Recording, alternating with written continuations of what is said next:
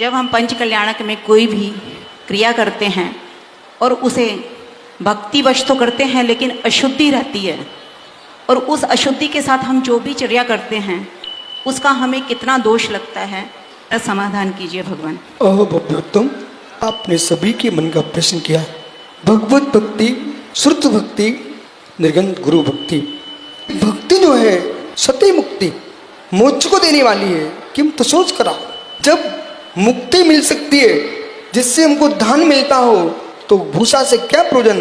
लेकिन जहाँ द्रव्य शुद्धि हो, क्षेत्र शुद्धि हो, काल शुद्धि हो, भाव शुद्धि हो, विनय शुद्धि हो, उत्सर्ग शुद्धि हो, ऐष्णा शुद्धि हो, भाषण शुद्धि हो, इन 8 शुद्धियों से होकर के जो भक्ति करता है वो अष्टम अवस्था को प्राप्त होता है। और इन शुद्धियों में से अशुद्धि को प्राप्त हो गया है वह जीव स्वर्ग भी जाएगा तो देव दुर्गति को प्राप्त करेगा।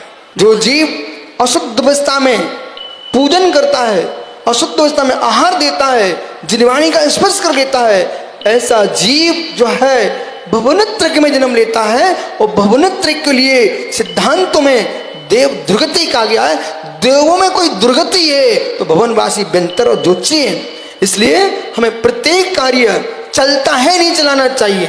यदि मुहूर्त में काम कर रहे हो तो आपको ठीक उसी मुहूर्त में काम करना चाहिए। ये तुम्हारी काल अशुद्धि है।